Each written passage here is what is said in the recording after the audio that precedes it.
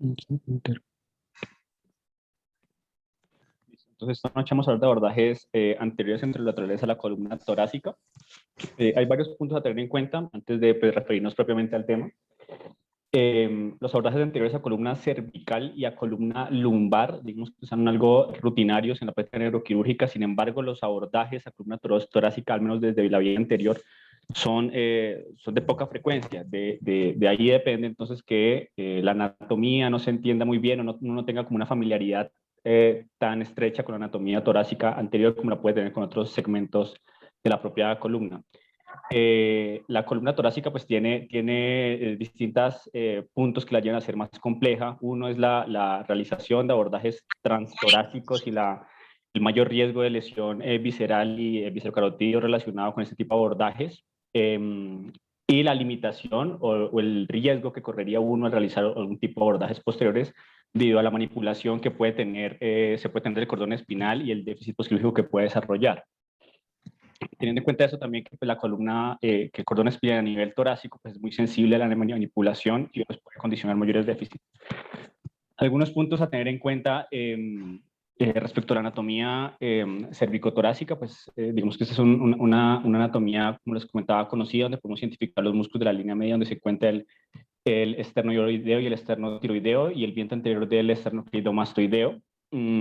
Generalmente, por los abordajes anterolaterales a la columna cervical, podemos llegar hasta C7, T1, incluso en algunos casos se ha descrito que pacientes con cuello largos pueden ser abordados por esta vía hasta T2, T3. Sin embargo, lo más frecuente es cuando ya nos enfrentemos a los cuerpos vertebrales T2, T3, se requiere algún tipo de resección external o cleidotomía.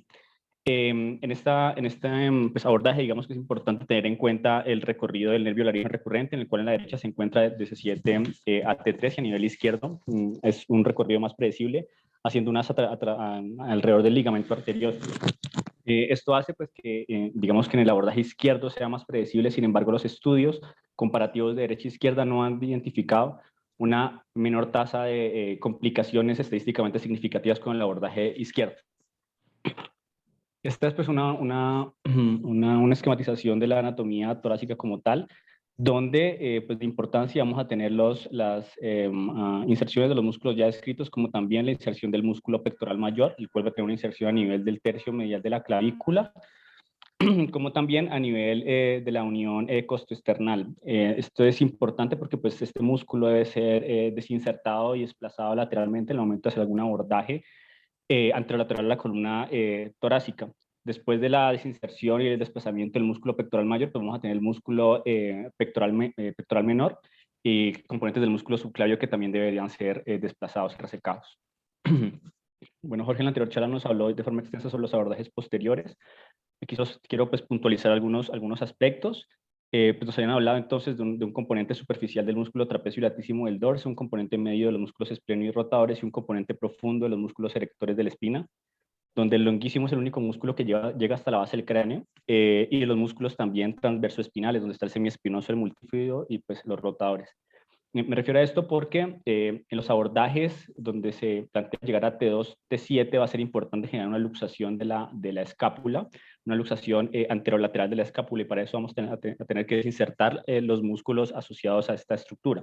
Entonces tenemos el serrato anterior, que se fija en el componente anteroinferior de la escápula, el latísimo del dorso, que está en el borde pues, inferomedial, el trapecio y el trapecio y los romboides que están como tal en el componente dorsal de la escápula. Estos músculos pues deben ser desinsertados y desplazados en el momento de generar ese desplazamiento escapular. Algo interesante en la transición cervicotorácica es, digamos, el cambio en el tipo de anatomía de compartimentalización como tal. En los segmentos cervicales inferiores vamos a tener digamos, compartimentos muy definidos, como el compartimento traqueosofágico, que va a estar rodeado por la fascia visceral, y el componente carotídeo, que va a tener consigo el recorrido del nervio vago y también la yugular. Estos compartimentos y estas fascias a nivel de segmentos torácicos inferiores se van a perder y no van a ser también definidos. El componente de la vaina carotídea va a tener una extensión medial que va a formar la fascia alar, que va a ser una estructura de tejido congénito que va a estar va a estar anterior a la fascia prevertebral. Y vamos a tener también el componente de la fascia visceral que va a ser persistente y que se va a perder ya como tal en la bifurcación o de los bronquios como tal. Otros aspectos a tener en cuenta son las articulaciones costovertebrales, que son unos tipos de articulaciones diartroideas, de tipo artroidía, que quiere decir que son carillas articulares planas que van a tener desplazamientos leves que van a propender la movilidad del mismo segmento. Estas articulaciones pues van a ser fijadas por distintos ligamentos. A nivel de la articulación costovertebral propiamente vamos a tener 4 ligamentos: el ligamento costotransverso medial y el lateral, y el ligamento costotransverso superior, que va también a fijar el proceso transverso con el cuello de la costilla superior. Este componente del ligamento costotransverso superior va a tener un componente anterior y posterior. Y por último vamos a tener el ligamento que fija como tal la cabeza articular con el disco intervertebral, el cuerpo vertebral del mismo nivel, el cuerpo vertebral superior, que es un ligamento conocido como el ligamento costotransverso anterior o el ligamento radiado. Entonces, estos ligamentos van a ser importantes en el momento del abordaje como tal. Algunos conceptos generales respecto a la anatomía quirúrgica como tal a nivel mediastinal. Pues vamos a tener que el arco aórtico se va a encontrar a nivel de T4, haciendo un giro hacia la izquierda y va a descender desde básicamente T5 a T12 a nivel izquierdo de la columna vertebral, después medializándose para entrar al hiato aórtico a nivel diafragmático. El componente venoso que va a ser, digamos, que vamos a tener que reconocer es el componente de las venas brachiocefálicas, que van a terminar generando la vena cava superior, y todos los afluentes a la vena brachiocefálica, donde vamos a encontrar la vena vertebral, las intercostales, la tímica y las tiroideas. También muy importante en esta anatomía determinar la vena ácigos, que es una vena que se forma a nivel de L1, a nivel derecho. Básicamente es la unión de la vena lumbar ascendente y la vena subcostal. Estas venas pues se van a unir, van a hacer la transición por el hiato aórtico hacia el mediastino, y aquí se van a lateralizar hacia la derecha para terminar drenando en la vena cava superior. Una analogía se presenta en el lado izquierdo con la vena hemiácigos, que también va a terminar drenando la vena brachiocefálica izquierda. Otro componente importante en esta anatomía va a ser el conducto torácico, el cual es la principal estructura que genera un drenaje del componente linfático en los 2/3 inferiores del cuerpo. Este conducto torácico va desde el labio derecho hacia el izquierdo a nivel de T4 a T7. Entonces, en los abordajes de este tipo, en estos niveles va a ser muy importante, porque una fístula de material linfático es algo muy, muy difícil de controlar. Esta imagen de la izquierda, pues quiero mostrarles como la relación de los pedículos con los distintos niveles vertebrales y con las costillas adyacentes, siendo una relación más superior o en relación con el componente superior del cuerpo vertebral a nivel de T10, y siendo lo contrario a nivel de T12. Una estructura que es muy importante en los distintos tipos de abordaje anterolaterales va a ser la fascia endotorácica, que es una extensión básicamente de la fascia prevertebral, que va a discurrir alrededor de la superficie interna de la cavidad torácica, incluso generando una tapización como el diafragma. Esta fascia endotorácica se va a encontrar entre el periósteo interno de la costilla y la pleura parietal. En este artículo describen un tercer componente, que sería una fascia pleural o fascia subserosa, que sería un componente que tiene mayor relevancia en el tercio interno del mediastino, básicamente en las bases pulmonares, y también sería un plano de clivaje entre la fascia endotorácica y la fascia y la pleura parietal. La extensión de la fascia endotorácica a nivel de los ápices pulmonares se conoce como la fascia de Simpson, o también ligamento suspensorio de la pleura, y es algo que se tiene que respetar también ese tipo de abordajes. Bueno, ese tipo de compuestos ya básicamente hemos hablado. La cadena simpática también es importante preservarla y va a tener una relación básicamente anterior con las cabezas costales. Bueno, entonces respecto a los abordajes a la unión cervicotorácica, como les comentaba, generalmente abordajes anterolaterales uno puede llegar a la columna cervical, uno puede llegar hasta T1, T2. Sin embargo, cuando estamos en segmentos más inferiores, probablemente requeramos algún tipo de resección external o clavicular. Para eso, pues vamos a tener que generar un proceso de desinserción como tal de los vientres externales y claviculares de los músculos previamente descritos, con la exposición del componente del tercio superior del mediastino, para evitarnos entonces una exposición mediastinal y una resección del manubrio, como también de la costilla. Pues podemos optar por un abordaje supraclavicular, un abordaje que pues no es muy ampliamente descrito ni se usa muy rutinariamente, pero en la cual lo que vamos a hacer es el abordaje a través de los planos musculares supraclaviculares, con la identificación posterior de los vasos subclavios en el nervio frénico y la visualización directa de la fascia de Simpson, con una lateralización de este componente pleural para la posterior identificación del cuerpo vertebral. Este tipo de abordaje pues no es muy muy apropiado realizarlo en pacientes pues obesos. Digamos que entonces los tipos de abordajes convencionales serían abordajes transmanubrio transclaviculares. Las incisiones pueden ser muy variadas, aquí tienen varios ejemplos, pero en general se hace un abordaje desde el vientre anterior del esternocleidomastoideo con un descenso de la incisión hacia el manubrio. Una vez uno genera la apertura de la piel y tejido celular subcutáneo, es importante la identificación o la preservación de la vena cervical superior y posteriormente la identificación y inserción del componente muscular previamente descrito. La escotadura supraesternal se va a encontrar a nivel de T2, T3, el manubrio propiamente se va a encontrar a nivel de T3, T4, o sea, es lo que vamos a ver de entrada.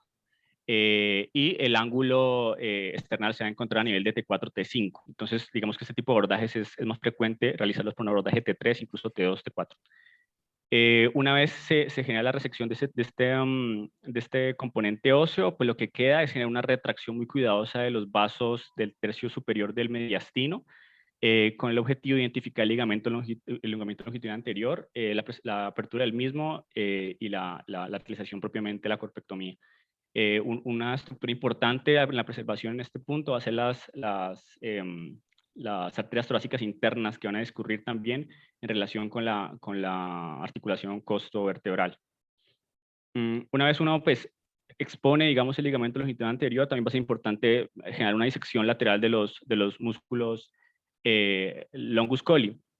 Entonces recordar que estos músculos pues, son unos músculos que condicionan un soporte, una estabilidad cervicotorácica axial.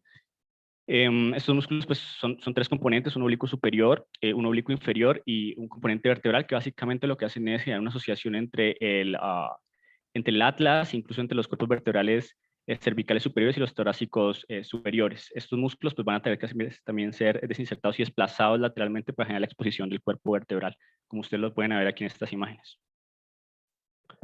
Una vez uno ya desplaza el longus colli, lo que queda pues, es generar la exposición del cuerpo vertebral y pues, hacer la disectomía o la vertebrectomía en el caso de que sea necesario.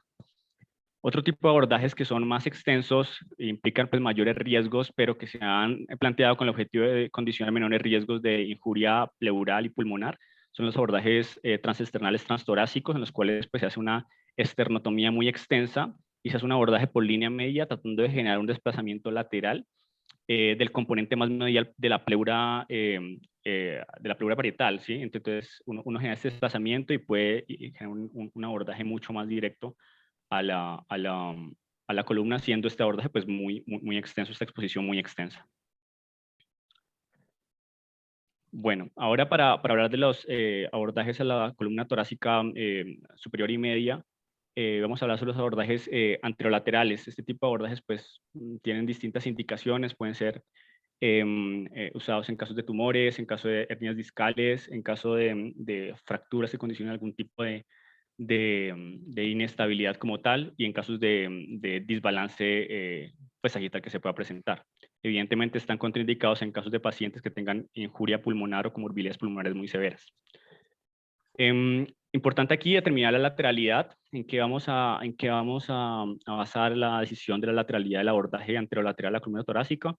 Bueno, principalmente va a ser la lateralidad de la patología, en caso de que ésta tenga una específica, y en caso de no ser así, generalmente uno lo hace según el nivel de abordaje como tal. Cuando son niveles torácicos superiores, se escribe por encima de T8, por encima de T10, generalmente se opta por la lateralidad derecha, ya que la vena ácigos da una mayor espacio para la maniobrabilidad. No siendo así en el lado izquierdo, en la componente superior que se encuentran los vasos pues aórticos y también la vena brachiocefálica y las venas cavas, las cuales son muy lábiles para la manipulación. Mientras que en el componente o en el mediastino inferior, digamos, lo que se prefiere es un abordaje izquierdo, debido a que la cúpula diafragmática se encuentra más inferior respecto a la derecha por la presencia subdiafragmática pues, del hígado. Respecto a la posición del paciente, pues va a ser muy importante colocarlo en una posición de cúbito lateral, generando distintos tipos de soporte a nivel de su costal. Y va a ser muy importante que el paciente quede totalmente perpendicular al rayo en el cual vamos a posicionar, o al rayo, al eje del rayo como tal. Esto va a ser importante para la identificación del cuerpo vertebral y para la identificación como también de la costilla que vamos a tener que resecar. Hay algunas determinaciones generales cuando son niveles torácicos medios, generalmente se hace la resección de la costilla en un nivel superior o la misma costilla, pero cuando son niveles torácicos inferiores, generalmente se hace una resección costal de la costilla a 2 niveles superiores, debido pues a la proyección misma de la costilla en estos niveles torácicos. Bueno, entonces aquí tenemos una imagen donde se hace ya la incisión a nivel torácico anterolateral.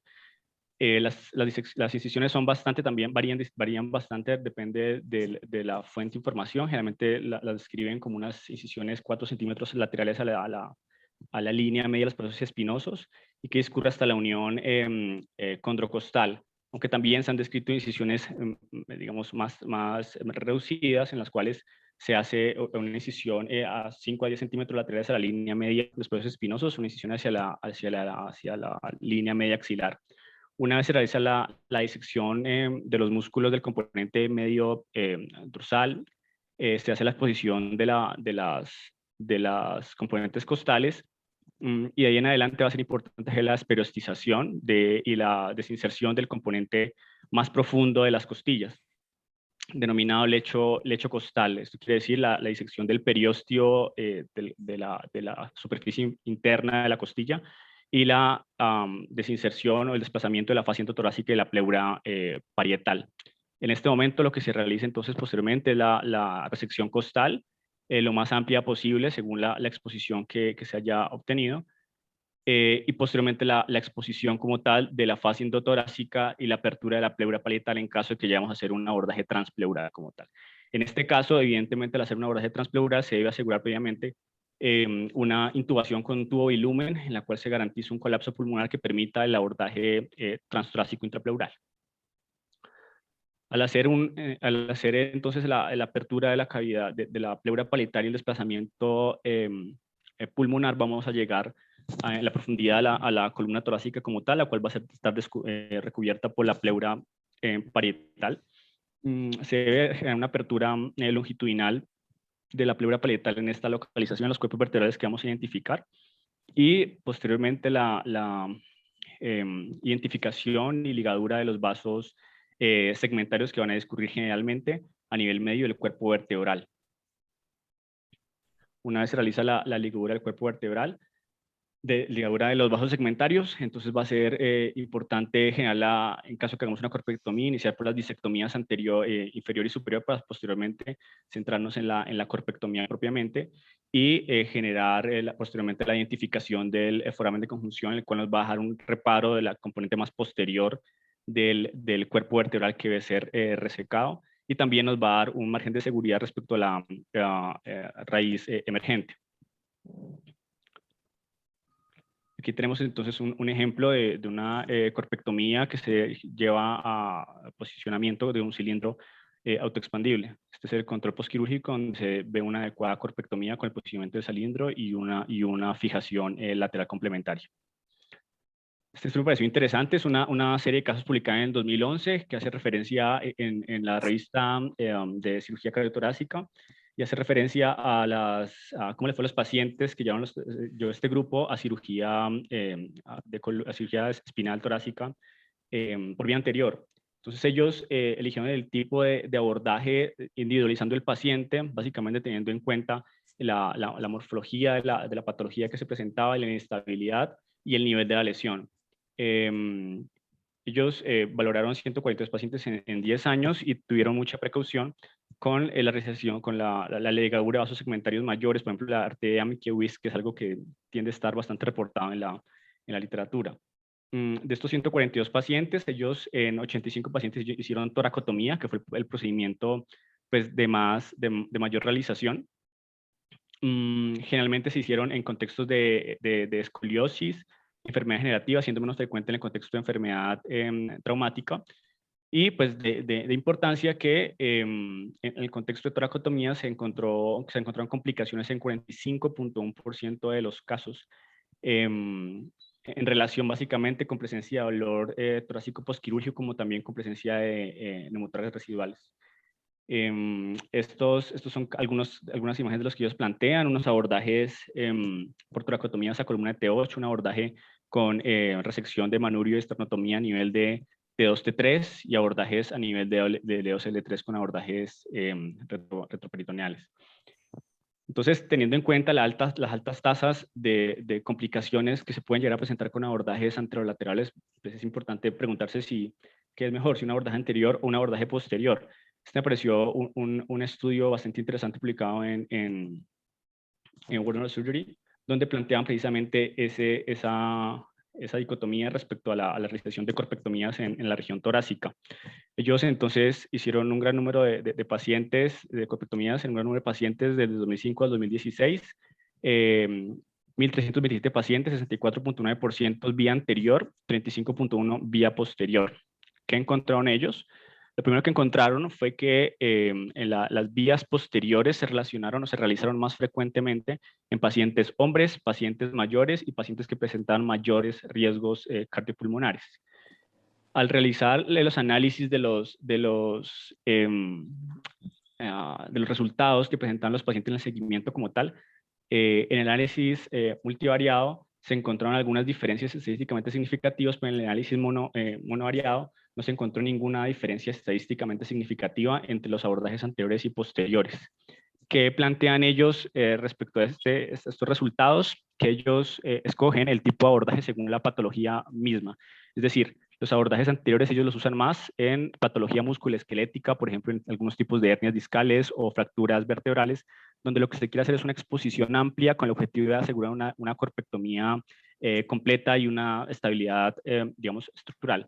Mientras que los abordajes posteriores ellos lo usaron más en patología maligna, que en la columna torácica, al menos en el cuerpo vertebral, generalmente se relaciona con enfermedad metastásica. Eso quiere decir que en este contexto la prioridad del procedimiento quirúrgico no es la resección completa de la lesión, sino más que todo en una descompresión y una estabilización del segmento. Entonces, así ellos plantean estos aspectos, el beneficio del abordaje anterior, una mayor descompresión del cuerpo, una visualización del aspecto anterior del saco tecal. Puntos negativos, pues que evidentemente es un procedimiento intratorácico y que es un procedimiento que se hace a mayor distancia del operador que lo que puede ser un abordaje posterior. Y respecto al abordaje posterior, pues ¿cuáles son los riesgos? Un mayor riesgo de déficit neurológico debido al desplazamiento que se debe requerir de la médula espinal, y pues también encontraron mayores tasas de dolores posquirúrgicos y estancias hospitalarias. Este es otro estudio que me pareció también interesante, publicado en el 2016 en Journal of Neurosurgery, donde comparaban los abordajes anterolaterales con abordajes posteriores en fracturas por estallido en 63 pacientes, y lo que ellos hicieron fue comparar cuál fue el balance sagital que se presentó, el desbalance sagital que se presentó. Entonces, a nivel de T12 y L1 es claro que ellos optaron por abordajes anteriores, pero digamos que lo interesante es esto. Cuando hicieron como tal el seguimiento, ellos se dieron cuenta que en el ingreso los pacientes que más ángulos de deformidad tenían fueron llevados a unos abordajes anteriores. Y en el seguimiento como tal, que fue alrededor de los 3 a 6 meses, lo que ellos encontraron era que había una mayor angulación de deformidad en pacientes sometidos a abordajes posteriores. Entonces, en ese sentido, aparentemente los abordajes anteriores, pues como en concordancia con lo que dije previamente, tienen con mejores tendencias en la preservación del balance sagital y la preservación la preservación de la reducción de la deformidad posquirúrgica. Tanto el abordaje anterior como el abordaje posterior tuvieron mejores tasas de clínicas respecto al no realización de procedimientos quirúrgicos según el estudio de Franklin. Entonces, tenemos dos opciones hasta el momento, un abordaje anterior versus un abordaje posterior. ¿Cuáles pueden ser las limitaciones de los abordajes posteriores? Por ejemplo, un abordaje transpedicular o costotransversectomía o los abordajes posterolaterales gastrocavitarios, que evidentemente uno de entrada se encuentra con el saco tecal y la afectación, el principal problema que sería en el cuerpo vertebral, lo último que usted va a identificar. Como también pues que tienen unos ángulos muy estrechos de maniobrabilidad y se requiere una visualización muy oblicua. Si usted entra por un abordaje transpedicular o costotransversectomía, probablemente si hay un fragmento retropulsado va a ser muy difícil pues tener percepción de ese fragmento y evitar que usted con la maniobrabilidad termine generando alguna injuria espinal de dicho nivel. Los abordajes anteriores pues tienen la complicación inherente a un abordaje transtorácico, como también pues el hecho de que en la gran mayoría de casos se requiere un cirujano general que esté haciendo el abordaje. Pues el hecho de que generalmente se requiere algún tipo de especialidad complementaria para hacer ese abordaje ha hecho que clásicamente se hagan unos abordajes extensos con extensas exposiciones viscerales para llegar a la profundidad a un campo de acción o un campo de trabajo muy pequeño. Entonces lo que se pretende es conseguir un abordaje que tenga una exposición al menos de tejidos blandos más eficiente y que pretenda tener un control tanto del componente anterior como el posterior. Hace alrededor de 10 años, el doctor Uribe publica en Surgical Anatomy and Technique of Spine Surgery, publica este artículo donde propone el abordaje lateral a columna torácica, pues planteando como beneficios la visualización, digamos, de entrada del pedículo del saco tecal como también del cuerpo vertebral. Un abordaje que hace solamente el grupo de neurocirugía y que permite un abordaje, como les decía, mucho más efectivo respecto a la exposición de tejidos blandos. Ellos entonces hacen énfasis en la importancia del posicionamiento netamente perpendicular del paciente en el momento de seleccionar el nivel a incidir, hacen una incisión aproximadamente 5 a 7 centímetros, una exposición retropleural hasta tráeme agua. Hasta la exposición del cuerpo vertebral, la realización de la corpectomía y posicionamiento de cilindros expandibles. Esto es un ejemplo que ellos muestran de una fractura pues con estallido a nivel de L1, en la cual llevan la corpectomía más una fijación lateral.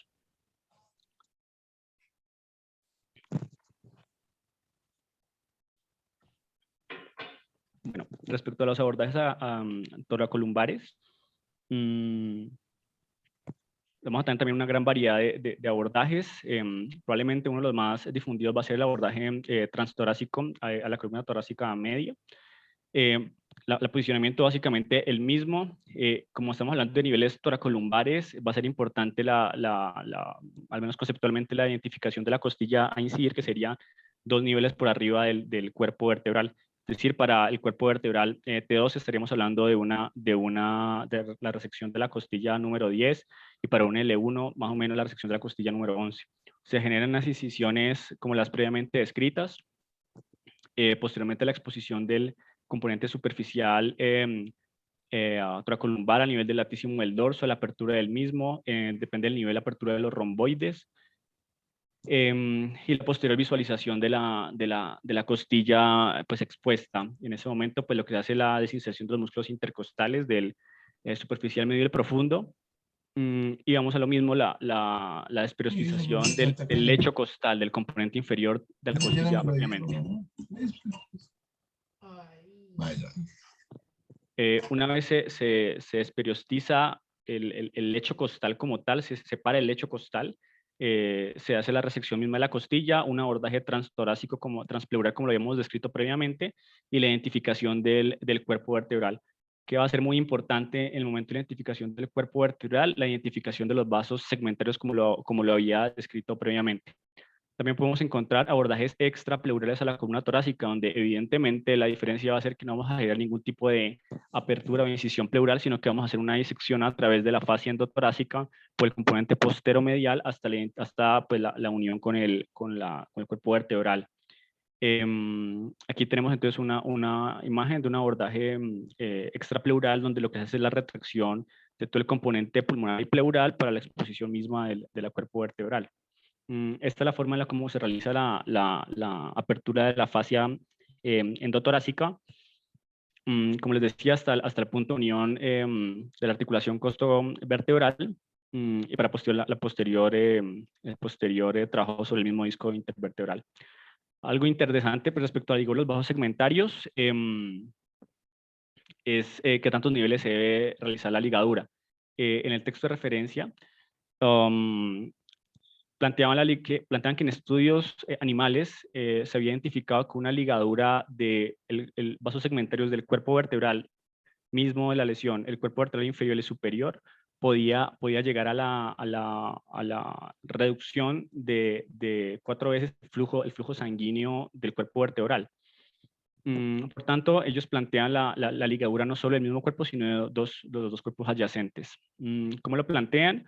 Ellos hacen referencia a la ligadura pues, que se va a encontrar en la región media del cuerpo vertebral y se va a propender por una ligadura con clips, teniendo referencia, haciendo una ligadura proximal y distal para posteriormente hacer la incisión, pero teniendo precaución de no hacer la ligadura tan proximal al vaso emergente, porque podría generarse una retracción y un sangrado difícil de controlar. Una vez se hace la ligadura de los vasos segmentarios ipsilaterales, esto puede promover el desplazamiento parcial de los vasos aórticos, lo que puede exponer los vasos segmentarios contralaterales para generar una misma ligadura contralateral. Es importante que en el contexto de ligaduras bilaterales de vasos segmentarios se ha encontrado un déficit neurológico en el 0.75%, de ahí que en algunos casos, como los estudios que previamente les comenté, se optó por la realización de una palangiografía espinal previo a la realización del procedimiento para la identificación de la arteria Amke-Wist. ¿Qué aspectos uno puede tener en cuenta para evitar ese riesgo del 0.75% de déficit neurológico? Probablemente que uno tenga que hacer una ligadura unilateral de los vasos segmentarios, que se genere una ligadura sobre la convejidad de la escoliosis en caso de que sea la identificación, la ligadura en el punto medio y pues evidentemente que se eviten estados de hipotensión durante el transoperatorio. Otro tipo de abordajes a la unión propiamente toracolumbar va a ser los abordajes transpleurales pero transdiafragmáticos. Generalmente esto se usa en el contexto de cirugías que vayan enfocadas en el cuerpo vertebral L1 y L2. Sin embargo, pues también se describe aquí que para T11, T12 uno puede hacer la resección de la novena costilla y para la 12L1 la remoción de la 10ª costilla. Entonces, lo que estamos mencionando es un punto, una incisión, un abordaje pues, más inferior respecto al previamente descrito, en el cual pues, se va a hacer la disección del componente muscular relacionado con los latísimos del dorso y en la región anterior con los oblicuos externos, internos y el transverso. Se realiza la exposición de la costilla descrita y la resección de la misma con el posterior resección de los músculos intercostales y la exposición diafragmática, que es lo que tenemos aquí. Bueno, el diafragma, digamos que va a tener 3 puntos de inserción. Uno va a ser la columna vertebral propiamente, otro a nivel costal y otro a nivel esternal. A nivel esternal, esta se va a fijar en el aspecto dorsal del propio esternón y el proceso xifoides. A nivel de la costilla se va a fijar en la articulación en el punto de transición costocondral y también en la superficie interna costal. Y a nivel pues, vertebral va a ser como lo complejo que se va a insertar a nivel de los pilares vertebrales diafragmáticos propiamente. El pilar derecho va a estar del L1 al L3, va a ser más inferior, el pilar izquierdo va a estar del L1 al L2. Otro punto de inserción van a ser los arcos lumbocostales o los ligamentos arciformes. Va a haber uno medial y uno lateral. El arco lumbocostal medial pues, va a ir desde el cuerpo vertebral de L1 básicamente, va por encima del psoas y llega al proceso transverso de L1. Y el arco lumbocostal lateral va a ir desde el proceso transverso de L1 y va a terminar insertándose en la 12ª costilla. Y por último, pues obviamente una inserción también a nivel de los cuerpos vertebrales propiamente L1 y L2. ¿Qué quiere decir esto? Que como ustedes ven, todas las inserciones diafragmáticas se van a encontrar del E1 a L3 o del E1 en segmentos inferiores. Por tanto, en teoría, si uno hace un abordaje a T12, T11, en teoría no requeriría algún tipo de apertura diafragmática. Una vez se expone el diafragma, la forma correcta pues, sería una incisión de anteroposterior, dejando un margen de alrededor de 2 centímetros para volver a suturar el mismo diafragma. Una vez se realiza la apertura circunferencial del diafragma, se genera la exposición de los componentes vasculares, los cuales también deben ser desplazados y ligados a los bajos segmenteros como previamente describí, para la posterior exposición del cuerpo vertebral y el trabajo sobre el mismo. El cierre diafragmático pues, debe hacerse con sutura no reabsorbible y pues respecto al muñón que se haya dejado previamente. No todos los abordajes pues, requieren algún tipo de incisión diafragmática. Abordajes al E1 pueden realizarse con abordajes transpleurales, o sea que se entran desde la cavidad torácica, pero se genera un desplazamiento diafragmático más que la misma incisión. Pero si uno pretende llegar como tal al borde inferior del E1, el disco intervertebral en el L2 o propiamente el E2, pues ya se va a requerir un tipo de incisión diafragmática selectiva, que es lo que aquí estamos viendo. Y también vamos a tener algún tipo, otra opción que sean abordajes extrapleurales retroperitoneales, en el cual se describe que la costilla resecar va a ser la 11ª para ingresar en el punto de transición tóraco-abdominal. En este punto, al hacer todo el abordaje extrapleural y retroperitoneal, se tiende a generar un desplazamiento de todo el componente visceral en bloque para promover la exposición del cuerpo vertebral.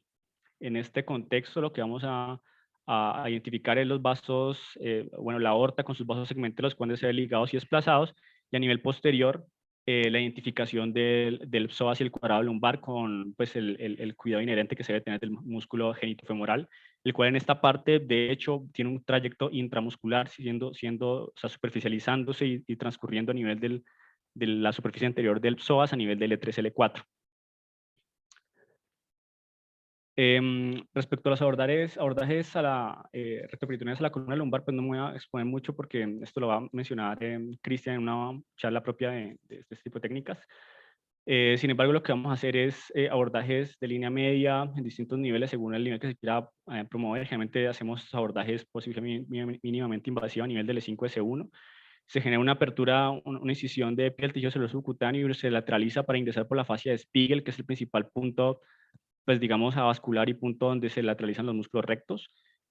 Posteriormente se hace una disección Roma a nivel retroperitoneal hasta encontrar el músculo psoas.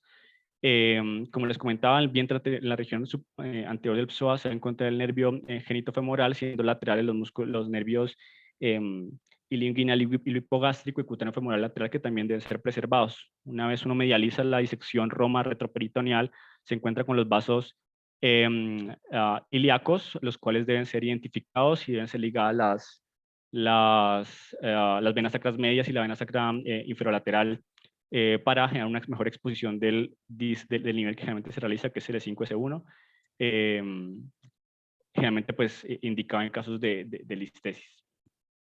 No solo tenemos un abordaje pues, anterior, sino también abordajes oblicuos con distintos tipos de cajas que se pueden poner en abordajes oblicuos o también transpsoas, dependiendo pues, del interés.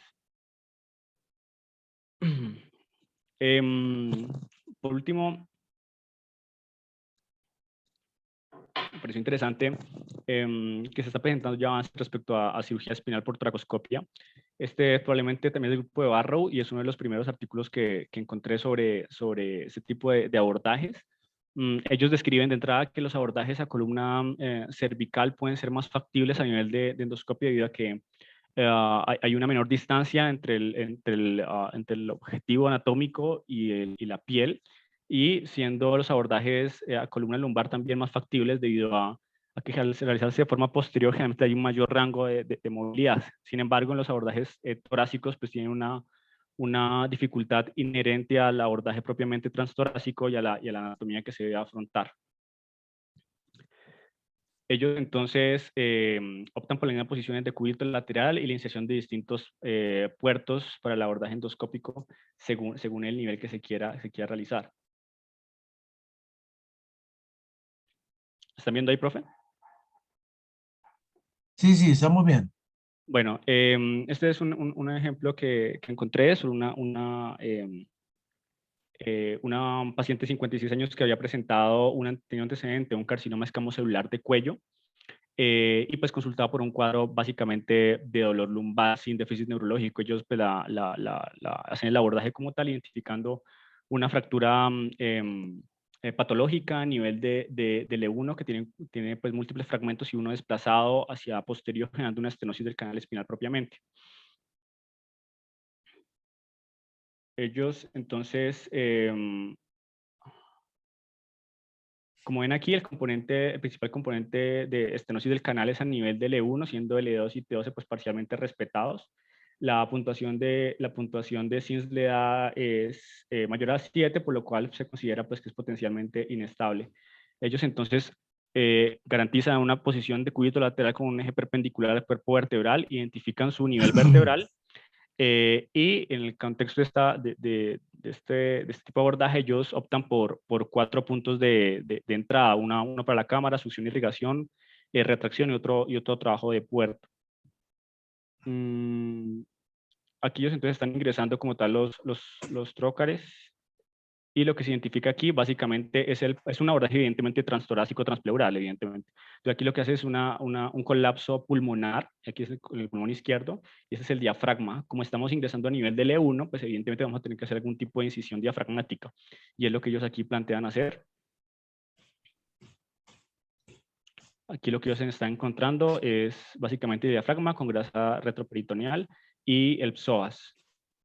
Entonces, lo que ellos realizan es primero la identificación de los niveles L2 y T12 para el posicionamiento de algún tipo de tornillos de fijación. Andrés, Sí, qué pena. No se ve el video. es que lo estoy pasando por partes. ¿Ahí no lo ven? No se ve. Espera otro momento. No, no se ve. ¿Desde qué parte no ven? Ningún Yo creo que video. el video nunca se proyectó. ¿No? Pues yo pensé que era yo y por eso no quería decir nada. Pero parece que no. Mm, Como el profesor que yo te veía. Pero creo que se refería a la diapositiva a esa. La diapositiva sí, pero no video. ¿Ahí ya están viendo el video o no? Sí. ¿Sí? Antes vuelvo a comenzar. Bueno, entonces, ¿ahí sí están viendo o no? Ahora sí.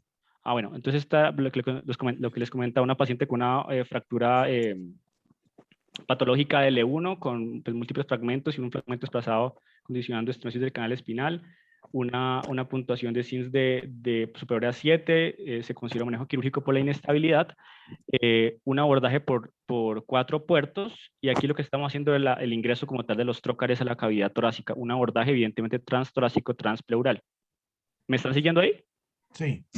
Bueno, este es el pulmón izquierdo que está colapsado y este es el diafragma como tal. Como vamos a L1, pues tenemos que hacer una apertura diafragmática como tal, y es lo que es lo que se está realizando en este momento.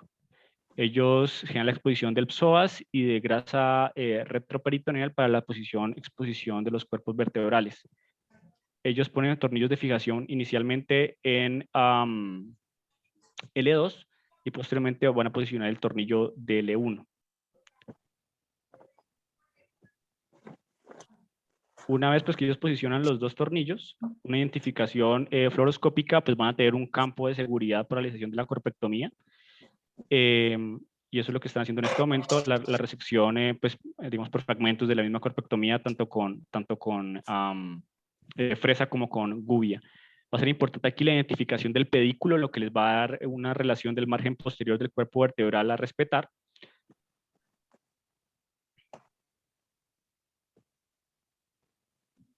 Aquí continúa entonces con la resección del cuerpo vertebral. Y en este punto ya están haciendo la resección del pedículo y el muro posterior del cuerpo vertebral hasta la exposición de la dura madre, que es lo que ustedes van a ver aquí. Una vez pues se expone la dura madre, uno tiene certeza de que se realizó una completa descompresión del canal espinal, y posteriormente lo que se pasa a hacer es el posicionamiento del cilindro expandible. Se realiza el posicionamiento del cilindro y posteriormente pues garantiza una fijación complementaria lateral. Y básicamente este es el control que ellos realizan de la intervención. También quería mostrarles este caso. ¿Están viendo ahí un video o no? ¿Otro video? En este momento está detenido. Pero ahí están viendo como un video.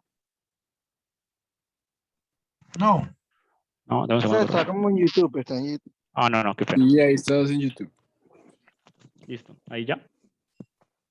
¿Cambió? ahora sí está andando. Bueno, Sí, este es un sí. paciente Sí. que intervenimos en el hospital de Tunal. Es una paciente de 55 años que presentó un trauma lumbar al generar una caída mientras se desplazaba en SITP. La paciente presenta una fractura AO tipo 4 L1. Ingresó sin déficit neurológico, pero tal se consideró llevar a manejo quirúrgico. Era un nivel L1 y realizamos un abordaje retroperitoneal pues en compañía de cirugía general. Fue un abordaje pues anterolateral extenso donde realizamos la corpectomía de L1, el posicionamiento de un cilindro expandible y la fijación lateral complementaria. La paciente pues salió sin ningún tipo de déficit y con dolor pues parcialmente modulado. Y ya, profe, eso es lo que les iba a compartir.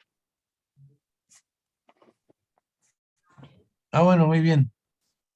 Bueno, no, felicitaciones, sobre todo por la última diapositiva o por el último video que por lo menos resalta algo de lo que hacemos nosotros. Estas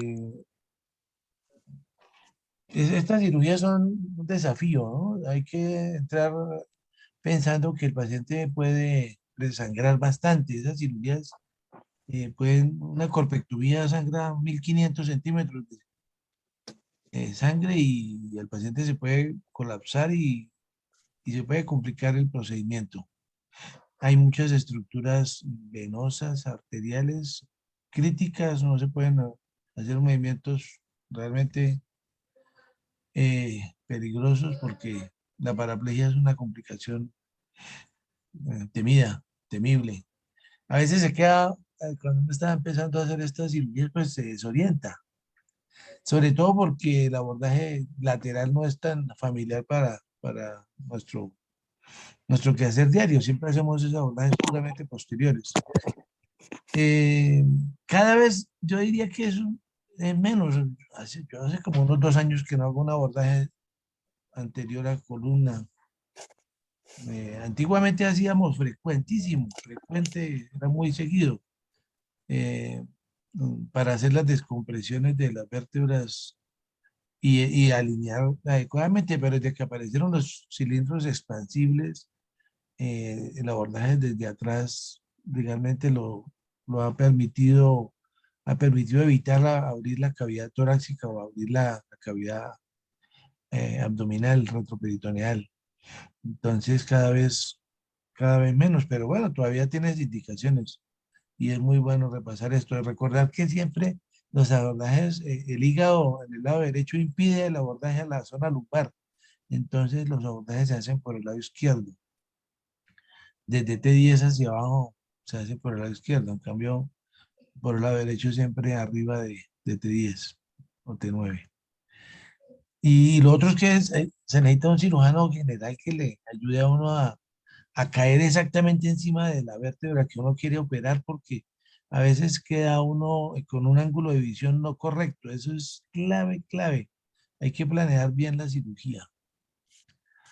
Bueno, muy bien. No sé si hayan comentarios adicionales o preguntas aquí al expositor.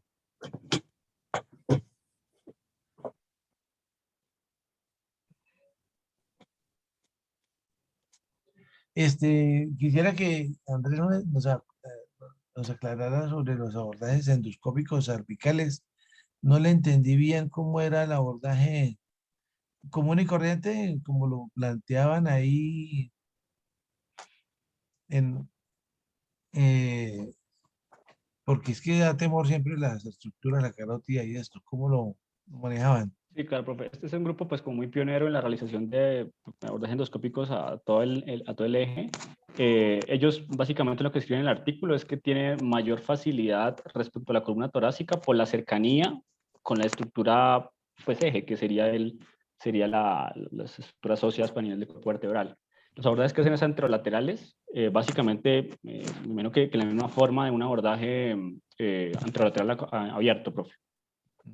Pero, o sea, ese es como es el mensaje que dan ellos, que es que por la cercanía tiene mayor facilidad respecto a un abordaje torácico, pues que implica un abordaje mucho más distal respecto al cirujano.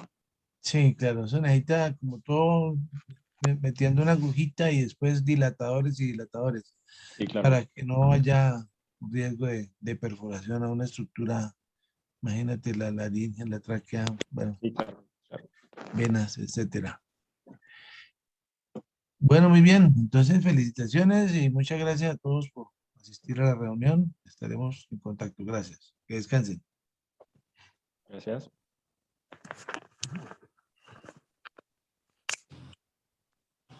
Muchas gracias, hasta luego.